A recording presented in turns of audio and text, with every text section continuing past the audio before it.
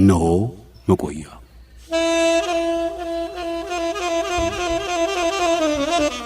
በመቆያችን እናቆያችሁ።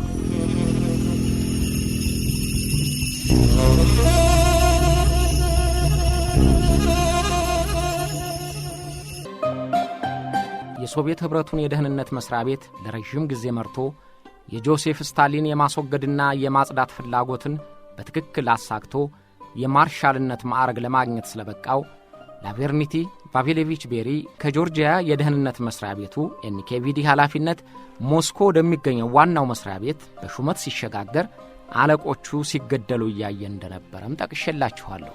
ለጆሴፍ ስታሊን የግድያ ጽኑ ትዕዛዝ ትጉህ አስፈጻሚ ሆኖ ከ600,000 በላይ ሰዎችን አስገድሏል ተብሎ እንደሚጠላና እንደሚፈራ ተጨዋውተነዋል። በስታሊን ፈቃድ በቤሪ አጋፋሪነት ተራው ዜጋ ብቻ ሳይሆን የፓርቲው የፖሊት ቢሮና የማዕከላዊ ኮሚቴ አባላት፣ ሚኒስትሮች፣ የጦር አዛዦች፣ ወታደሮች፣ ምሁራንና ነጋዴዎች እንደተፈጁም አንስቼላችኋለሁ። ሹማምንቱን ጭምር የሚያርገደግደውን ሥልጣኑን ተገና አድርጎ መረን የለቀቀ የወሲብ ግላይ ፍላጎቱን እያስቀደመ ሴቶችን አስገድዶ ይደፍር፣ የተቃወሙትንም እየገደለ በግቢው ሲቀብር እንደነበረ አውግቼላችኋለሁ። ስታሊን በዚህ ሁሉ ተግባሩ ወዶትና አቅርቦት ታማኙና አድራጊ ፈጣሪው እንዳደረገውም ነግሬያችኋለሁ። ቤሪና ቢሮው የሥቃይ ሁሉ ፈጣሪ የሚያስብላቸውን ዘግናኝና አረመኔያዊ ድርጊት እየፈጸሙ ከእርሱ በፊት ቢሮውን የሚመሩት ኃላፊዎች ያልተቻላቸውን የ13 ዓመታት የሥልጣን ቆይታ ለማድረግ መቻሉን ነግሬያችኋለሁ። ቤሪ ዘግናኝ ከሚባሉ ጥፋቶቹ ጎንም የሶቪየት ኅብረትን የምጣኔ ሀብት አቅሟን ለማሳደግ የጦር ኃይል ክንዷን ለማደደር ያለ ረፍት ይሠራ እንደነበረና ሀገሩን የአቶሚክ ቦምብ ባለቤት ለማድረግ የተሰጠውን ትዕዛዝ ለማስፈጸም ልዩ ዝግጅት ማድረጉን አስታውሻችሁ ነበር። ዛሬ ደግሞ አሜሪካ በብቸኝነት ባለቤት የሆነችበትን የአቶሚክ ቦምብ ሶቪየት ኅብረትም ባለቤት እንድትሆን የተጠቀመበትን ዘዴ አስታውሳችኋለሁ። በዚያውም የመጨረሻ ዓመታቱን አንስተን የቤሪን ነገር እናጠቃልለዋለን። ወሳኙን የሶቪየት ኅብረት ሕዝብ ወዳጅነት ይበልጥ ለማጠናከር የኮሙኒስት ፓርቲው እንዲሁም የሶቪየት ኅብረት መንግሥት አመራር ያልተቆጠበ መሥዋዕትነት ለመክፈል ዝግጁ ናቸው። ጆሴፍ ስታሊን አንድ ቀን ቤሪን አስጠራና ግልጽና አጭር ትዕዛዝ ሰጠው። በ5 ዓመታት ጊዜ ውስጥ የአቶሚክ ቦምብ ለመምራት ብቁ መሆን አለብን።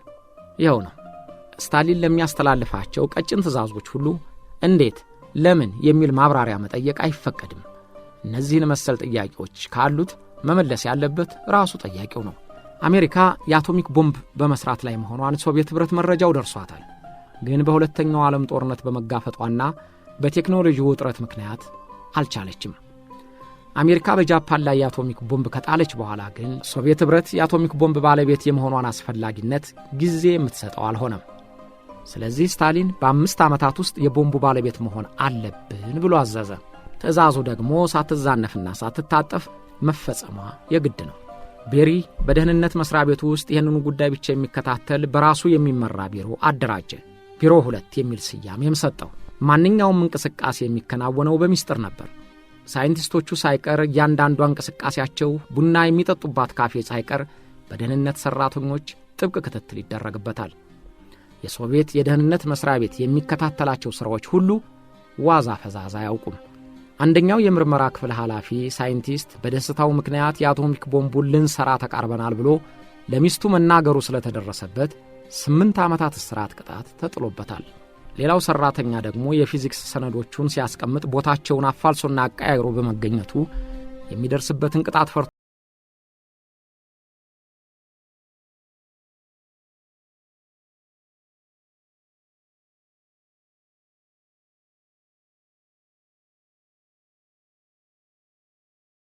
የአቶሚክ ቦምብ ሥራ ኃላፊ የሆነው ሳይንቲስት ቦምቡን ለማምረት የፊዚክስ ቀመር ያለበት ሰነድ አጥተው መቸገራቸውንና ለማዘጋጀትም ብዙ ጊዜ እንደሚጠይቅ ለቤሪ አመለከተው። ቤሪ ፈጣን አእምሮውን ወደ አሜሪካ አስወነጨፈው። በአሜሪካ ማናታሃም ፕሮጀክት በሚል ስም የአቶሚክ ቦምቡ እየተሠራ መሆኑ የቤሪ መስሪያ ቤት መረጃ ደርሶታል። ስለዚህ ኤድጋር ሁቨር የሚመራው ኤፍቢአይ ጥብቅ ቁጥጥር ወደሚያደርግበት ፕሮጀክት ሰላዮቹን አስርጎ ማስገባትና ሰነዱን ማሰረቅ ብቸኛው መፍትሄ ሆኖ አገኘው። ኒውዮርክ ያለው የኤንኬቪዲ አባል ተልኮ ተሰጠው። እንደምንም አፈላልጎ በፕሮጀክቱ የሚሰሩትን ጁልየስና ኤቴል ሮንስበርግን የተሰኙትን ባልና ሚስት አገኛቸው። ስለነዚህ የሀገራቸውን ምስጢር ለሶቪየት አሳልፈው ስለሰጡት ሰላዮች ባለፈው ጊዜ ነግሬያችኋለሁ። ሰላዮቹ ሰነዶቹን እየመነተፉ ለቤሪ መስሪያ ቤት አስተላለፉ። ባልና ሚስቱ የስርቆት ድርጊታቸውን የአሜሪካው ኤፍቢአይ ዳይሬክተር ሁቨር ደረሰበት። ግን ሁሉም ነገር በቤሪ እጅ ከገባ በኋላ ስለነበር በውጤቱ ለውጥ አላመጣም። ባልና ሚስቱ በክህደት ወንጀል የሞት ቅጣት ተፈረደባቸው። ቤሪ ግን እንኳን አንድ ጊዜ 10 ጊዜ ቢገድሏቸው ጉዳዩ አልነበረም። የሚፈልገውን ስላገኘ ከዚያ በኋላም አይፈልጋቸውም። ለ5 ዓመታት የታቀደው የሶቪየት ኅብረት የአቶሚክ ቦምብ ክንውን በ4 ዓመታት ተጠናቀቀ። ቤሪ ሁልጊዜም እንደዚህ ነው። ስታሊን ከተናገረው በአጭር ጊዜ ብዙ በመስራት ያስደስተዋል። 100 ይገደሉ ሲል 1000 ያደርግለታል። በ5 ዓመት ይፈጸም ሲለው በ3 ወይም በ4 ያጠናቅቅለታል። ስለዚህ ስታሊን ድረቱን በሜዳሊያ ያንቆጠቁጠዋል፣ ስሙን በማዕረግ ከፍ ያደርግለታል።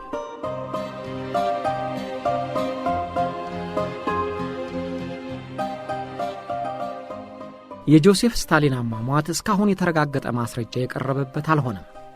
በሚስጥር ግንብ ውስጥ የሚኖሩ መሪዎች አሟሟታቸውም ሁልጊዜ ጥርጣሬ የሚያስከትል እየሆነ ለሐሜት ይዳርጋል። በይፋ የተነገረው በልብ ሕመም ምክንያት በ73 ዓመቱ በተኛበት ታሞ ሞተ ተብሎ ነው። ነገር ግን ይህን ድፍን ያለ ገለጻ የሶቪየት ሕዝብ በጊዜውም አሁንም አልተቀበለውም። ስታሊንን ያህል ሰው እንዴት የሐኪም እርዳታ ሳያገኝ ቀረ እያለ ጠርጥር በገንፎም ይገኛል ስንጥር እያለ ሲታመም ኖሯል። ለስታሊን ሞት የቤሪ እጅ አለበት ተብሎ ከጥርጣሬ ያለፈ አስተያየት ተሰጥቷል። ለስታሊን እንኳን ለእርሱ ለድመቶቹ የታመነ ነው የሚባለው ማርሻል ቤሪ አሳድጎ በሾመው ስታሊን ላይ እንዴት አድርጎ ሊጨክንበት ይችላል የሚሉ አሉ። ሌሎች ደግሞ ስታሊን የቤሪ ነገር እየበቃው እንደ ቀደምቶቹ አለቆቹ ወደ ማስገለሉ ነበርና ፈጣን አእምሮው ሳይቀድመው ለመቅደም ቢያስብ አይገርምም የሚሉ አሉ።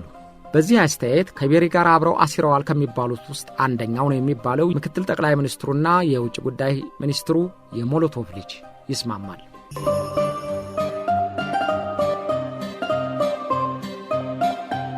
በስታሊን መኖሪያ ቤት እጅግ ቅርቦቹ ሹማምንት እየተጋበዙ እስከ ንጋቱ ሲዝናኑ ማምሸት የተለመደ ነው።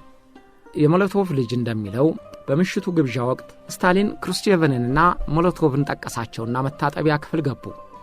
ድምፅ እንዳይሰማ ውሃውን ለቀቀውና በቀስታ አነጋገራቸው። ይህን ሁሉ ማርሻል ቤሪ ይመለከታል። ለወትሮው ስታሊን ለብቻው ከሌሎች አስገልሎ የሚያወራው እሱን ነበር። ለብቻው ሲሆን ደግሞ የሚያወሩትን ያውቀዋል። ስለዚህ የእርሱ ፀሐይ የጠለቀች ባለተራ ሊገፋው መሆኑ ተሰማው። አለቃው የነበረው ኒኮላይ ያዞቭን፣ የእርሱም አለቃ የነበረውን ያጎዳን የደረሰባቸውን አስታወሰ። ቤሪ እንደነሱ ተወድጃለሁ ብሎ ራሱን እያታለለ ሞቱን ጠረጴዛው ላይ የሚጠብቅ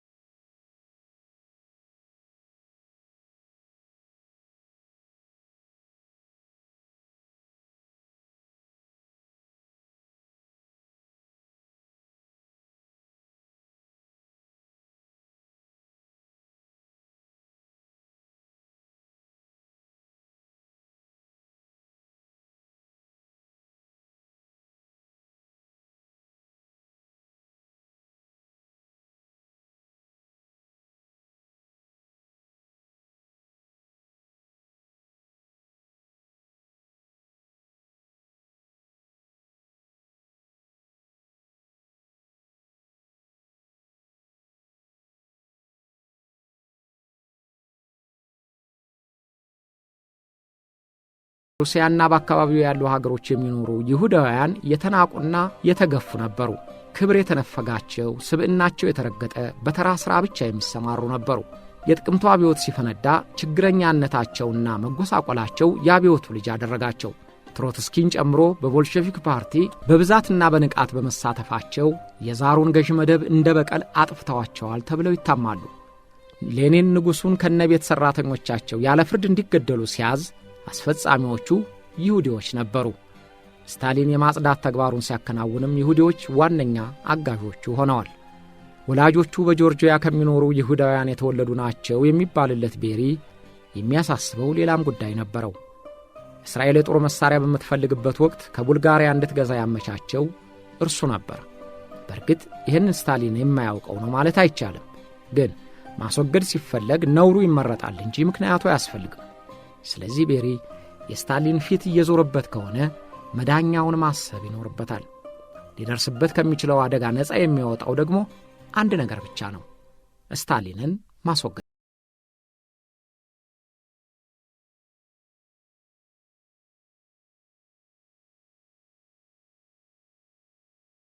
ወገዱ በፊት ዋና የሚላቸውን መሰናክሎች አስገለለ። መጀመሪያ ከስታሊን ጋር መተማመን የሌላቸውንና ተሸማቀ የሚኖሩትን ከፍተኛ ባለሥልጣኖች አሳመነ። ክሩስቼቭ፣ ሞሎቶቭ፣ ማሌኬቭ።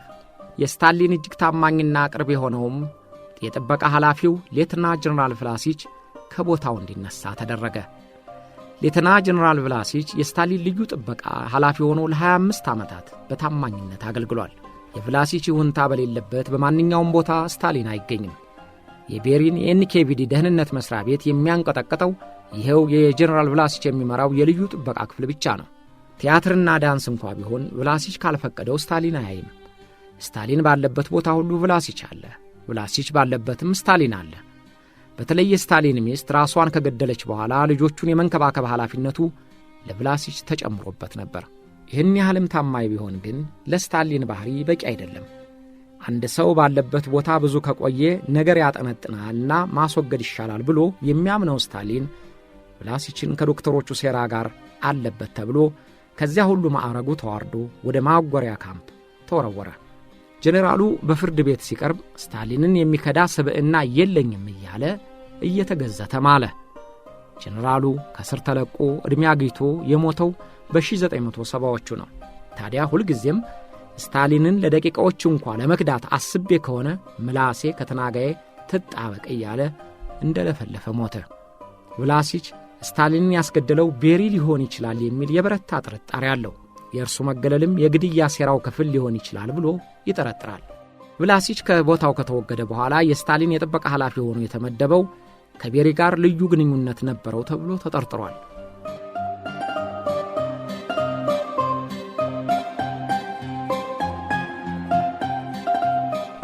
የካቲት 28 1945 ምሽት ላይ የተለመዱት የቅርብ የፖሊት ቢሮ አባላት በስታሊን ቤት በግብዣ ላይ ነበሩ። ሌሊት ላይ የስታሊን ፒፓ ወደቀበት። ሰውነቱ ተዳከመና ድንገት ደህና ደሩ ብሏቸው ወደ መኝታ ክፍሉ ገባ። እስከ ረፋድ እስከ ቀትርም አልተነሳም። ማንኛውም ጠባቂ ቢሆን ወደ ክፍሉ እንዲገባ ስለማይፈቀድለት ለማጣራት አልቻሉ። ከሰዓት በኋላ ቤሪና ክሩስቼቭ ተጠርተው ደረሱ። ቀደም ብሎ የገባው የአጃቢዎቹ አለቃ ስታሊን መሬት ላይ ወድቆ ሲያቃስት አገኘሁት አላቸው። በእርግጥም ስታሊን በጭንቅ ተይዟል። ግን ሐኪም እንዲያየው ቤሪ አልፈቀደም። በበሩ ላይ ቆሞ ሐኪሞቹም ሆነ ማንም አይገባም ብሎ ከልክሏል። አብረውት ካሉት ውስጥ አንዱ ሐኪም እንዲገባ ሲናገር ቤሪ ካፉ ተቀብሎ በቁጣ ለምን ጓድ ስታሊን ትረብሻለህ? አሁን ጸጥታ እንጂ ሐኪም አያስፈልገውም ብሎ ተናገረው። ሐኪሞቹ ተጠርተው ቢመጡም በአንድ ክፍል ከግማሽ ቀን በላይ እንዲቀመጡ አደረጋቸው። ክሩስቼቭ በኋላ በጻፈው ማስታወሻው ስታሊን ሕሊናውን የሳተ ሲመስል ቤሪ እየነቀፈ ያወራናል፣ ዓይኑን ሲገልጥ ግን ተንበርክኮ እጁን ይስማል ሲል ጽፏል። በሌላ ክፍል ተዘግቶባቸው የቆዩት ሐኪሞች እጅግ ዘግይቶ እንዲገቡ ተፈቀደላቸው። ስታሊን በመጨረሻ ጣሩ ላይ ነበር። አልቆየም፣ ሞተ። ቤሪም ተገላገለ። ገና ጣር ላይ ያለ ቤሪ ጸጥታውን በሚያነቃንቅ ጩኸት የስታሊንን ሹፌር ጠርቶ መኪና አቅርብ አለ። ያ ንግግሩ የስታሊን መሞት የሰጠውን ደስታ አባርቆበት እንደሆነ ሁሉም አምነዋል። በስታሊን ቤት ያውም የእርሱን ሹፌር እንደዚያ ጮሆ ለመናገር ምን ቢያቀብጥ ይሞከር ነበር? እነዚህ ሁሉ ተጠረቃቅመው ስታሊንን በመርዝ የገደለው ቤሪ ነው ተብሎ ታምኗል። ወይም ልዩ ግንኙነት ከመሰረቱት አዲሱ የልዩ ጥበቃ ኃላፊ መርዝ በመርፌ ወግቶ እንደገደለው ተደርጎ ይወራል። ምክንያቱም ያን ዕለት ምሽት ባልተለመደ ሁኔታ አዲሱ የጥበቃ ኃላፊ ጀነራል ክሩስታሎቭ በስታሊን ቤት በራፍ የሚጠብቁትን የቅርብ አጃቢዎቹን ወደ መኝታችሁ ሄዳችሁ እንድተኙ ጓድ ስታሊን አዟል ብሎ በትኗቸው ነበር። በኋላ ላይ አንዱ አጃቢ ከዚያ በፊት እንዲህ ተብለን አናውቅም ብሎ ተናግሯል። በዚያን ጊዜ በራት ግብዣው ላይ የነበረውና ምክትል ጠቅላይ ሚኒስትርነቱንና የውጭ ጉዳይ ሚኒስትርነቱን ደርቦ የያዘው ሞሎቶቭ በተጋዘበት ጊዜ በጻፈው ማስታወሻው ራሱ ቤሪ መርዤ የገደልኩት እኔ ነኝ ብሎ ነግሮኛል ብሏል። እንግዲህ በማንኛውም መንገድ ቢሆን ቤራ በስታሊን ግድያ እጁ አለበት የሚለው ጥርጣሬ እስከ ዛሬም ጎልብቶ ቆይቷል። Успехи социалистического сельского хозяйства нашей страны, достигнутые под руководством вдохновителя и организатора побед колхозного строя, побед социализма, величайшего гения человечества, нашего любимого родного страны. የሀገራችን ሶሻሊስታዊ የግብርና ውጥኖች የተሳኩት በእኛው የጆርጂያ ተወላጅ የሶሻሊዝም ድል መሪ አደራጅ በሰው ልጆችም ታሪክ ብልህ አርቆ አስተዋይና ተወዳጅ በሆነው ስታሊን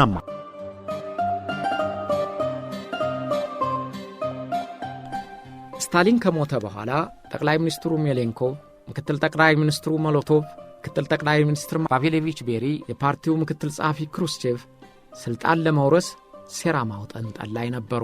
ፓቬሌቪች ቤሪ በምክትል ጠቅላይ ሚኒስትርነት ማዕረግ የሀገር ውስጥ ጉዳዮች ሚኒስትር ሆኖ ተሾመ። ይህ ሹመት የደህንነት መስሪያ ቤቱንና የመደበኛው ፖሊስ አዛዥ ያደርገዋል።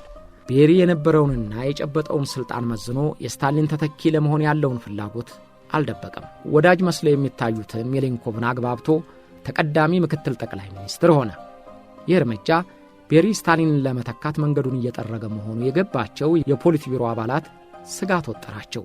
በጨካኝነቱና በሴረኛነቱ የሚታወቀው ቤሪ ከስልጣኑ ኮርቻ ላይ ፊት ካለ ለማወረድም የሚያስቸግር ከስታሊንም የባሰ ክፉና ለነሱም እንደማይመለስላቸው አመኑ።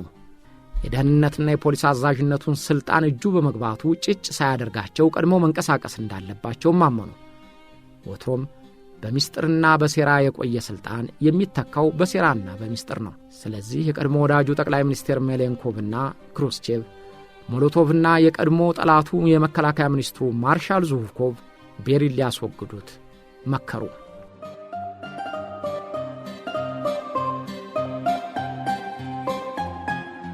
የአምባገነን መንግሥት አባላት አንዱ ሌላውን ውጦ ሥልጣኑን እጅግ ለማድረግ ሲያስብ እንቅልፍ አይወስደውም። ወዳጅነት፣ መተማመን ብሎ ነገር የለባቸውም። የትላንት ወዳጅ የዛሬ ጠላት ይሆናል። ስለዚህ እነ ክሩስቼቭ ፓቬሌቪች ቤሪ ለማስወገድ ተነሱበት። ካወቀባቸው ወይም ከቀደማቸው ምን እንደሚያደርጋቸው ያውቁታል። ስለዚህ ፈጥነው ተንቀሳቀሱ። በእርግጥም ደግሞ ፓቬሌቪች ቤሪ ሶቪየት ኅብረትን የሚመራበትን ዕቅድ እየነደፈ ነበር።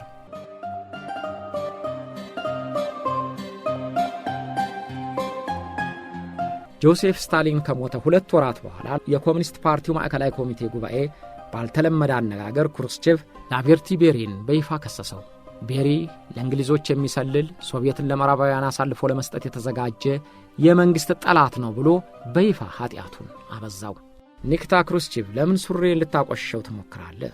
ምን እየተከናወነ ነው? አለ ቤራ ግራ ገብቶት። በኋላ ይገባሃል አለው ክሩስቼቭ። ላቬርኒቲ ፓቬሌቪች ቤሪ ፈጣን አእምሮው እንደተቀደመ ነገረው። ይህንኑ ዘዴ እርሱም በስታሊን ጊዜ ተጠቅሞበታል። እርሱ ስታሊንን ለመተካት ሲያስብ እሱን ለማጥፋት ሴራ መጎንጎኑን አልደረሰበትም። ቢደርስበትም የበሰለ አልመሰለው ይሆናል። ከማዕከላዊ ኮሚቴው ስብሰባ ላይ የአንድ ፓርቲ ባለሥልጣን ጉድለት ተነገረበት ማለት ቀጣው እርምጃ ምን ሊሆን እንደሚችል በማንም ዘንድ የታወቀ ነው። ወደ ጉላግ ይወረወራሉ ወይም ይገደላል።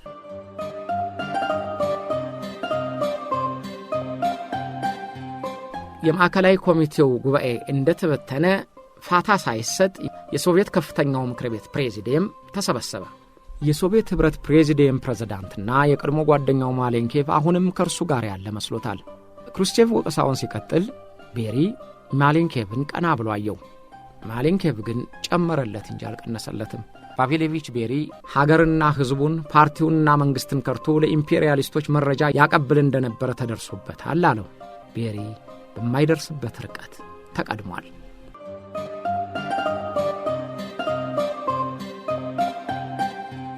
ሴረኞቹ የደህንነትና የፖሊሱን ባለስልጣን ሊያስወግዱ ሲፈልጉ ቁልፍ ተባባሪ አዘጋጅተው ነበር። የመከላከያ ሚኒስትሩን ማርሻል ዲሚትሪ ዙሁኮቭን። ማርሻል ዙሁኮቭ ከቤሪ ጋር የቆየ ቂምና ጥላቻ ነበራቸው። ማርሻል ዙሁኮቭ በሁለተኛው የዓለም ጦርነት ወደ ጀርመን የዘመተውን የሶቪየት ጦር የመራና በድል አድራጊነት ዝናው የታወቀ ጀርመንንም በወታደራዊ አስተዳደር የመራ ከስታሊን ቀጥሎ ማርሻል ለመባል የበቃ ነባር የፓርቲው ሰው ነው። ከጦርነቱ በኋላ ዝናውና እውቅናው ስለገዘፈበት ስታሊን ፈራው። ስለዚህም በጠርጣሪው ባህሪ ፈርቶት ከሁሉም ማዕረጉ አውርዶ የኡራልስ የጦር መደብ አዛዥ አድርጎ ከሞስኮ አርቆ ሰደደው። ምክትሎቹና ደጋፊዎቹ በተለይም ዙሁኮቭን አናጋልጥም ያሉት ማርሻሎችና ጀነራሎች እየተገረፉ ታሰሩ። ያን ጊዜ ቤሪ በማርሻል ዙሁኮቭ ላይ የጭካኔ ተግባር ፈጽሞበታል ይባላል። ማርሻሉን እያሳደደ በሙሰኛነት ባለመታመን ክስ ከሰሰው። ቤቱንም አስፈትሾ ከጀርመን ያመጣው ወርቅና አልማዝ፣ ጨርቃጨርቅና የከበሩ ዕቃዎች ተገኙበት ብሎ ከሰሰው። ይቅርታ እንዲጠይቅ ሆኖ ማርሻሉ ይቅርታ አጥፍቻለሁ አለ። ይሁንና መጥፎው ነገር መሞት ነው እንጂ የቆየ ሰው መላ ያጣምና ከ7 ዓመታት በኋላ ስታሊን ወደ ሞስኮ ጠራው። ግን ሥራ ሳይመድበው ስታሊን ሞተ። በጊዜያዊነት ስታሊን የተካው ማሌንኬቭና ክሩስቼቭ ለሚያደርጉት ሴራ ማርሻሉ ጠቃሚ እንደሚሆን ተረዱና ምክትል የመከላከያ ሚኒስትር አድርገው ሾሙት። ላቬርኒቲ ፓቬሌቪች ቤሪ ለመያዝ በተደረገው ምክክርም ወደ ክሬምሊን በድብቅ ወታደሮች ይዞ እጁን ስጥ ያለው ይኸው የድሮ ጠላቱ ማርሻል ዙሁኮቭ ነው።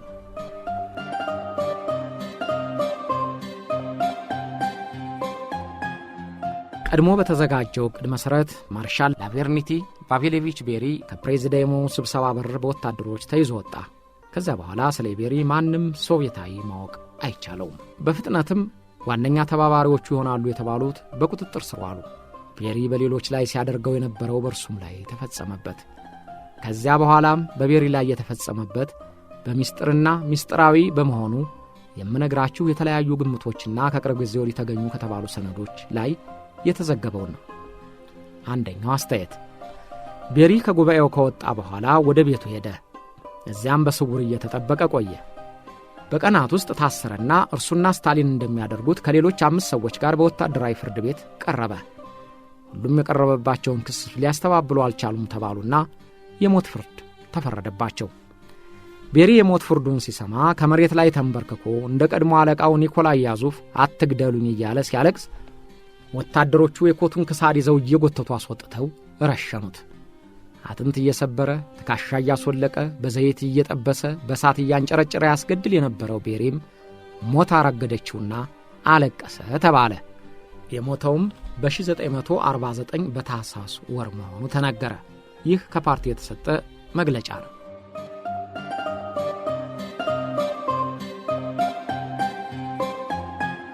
ሁለተኛው አስተያየት፣ ከ10 ዓመታት ወዲህ በድብቅ የተያዙ ማስረጃዎችን አገኘን ብለው የዘገቡት ደግሞ የማርሻል ቤሪን አሟሟት በተለየ መንገድ መሆኑን ያረጋግጣሉ።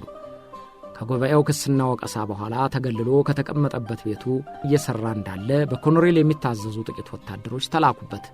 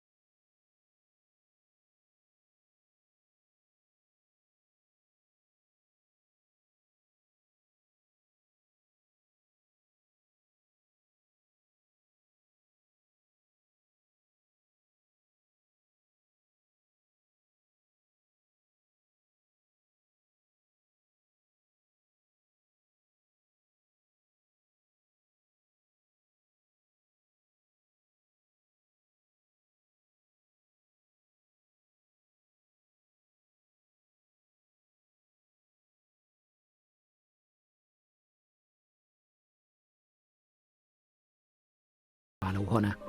በእርሱ ላይ የዶለቱትም የራሳቸውን የሴራ ዕጣ ተቀብለዋል። ርዕሰ መንግሥት ማሌንኮቭ ከ2 ዓመታት በኋላ በአቅም ማነስ ሰበብ ከሥልጣን ተወግዶ ተጋዘ። ሽማግሌው ሞሎቶቭ ከኃላፊነቱ ሁሉ ተወግዶ ተጋዘ። ክሩስቼቭ ሁሉንም ተራ በተራ ካሰናበተ በኋላ እርሱም በነ ብሬዥኔቭ ሴራ ተዶለተበትና ከሥልጣን ወርዶ በግዞት ዕድሜውን ጨረሰ። አብራችሁን ስለቆያችሁ እናመሰግናለን።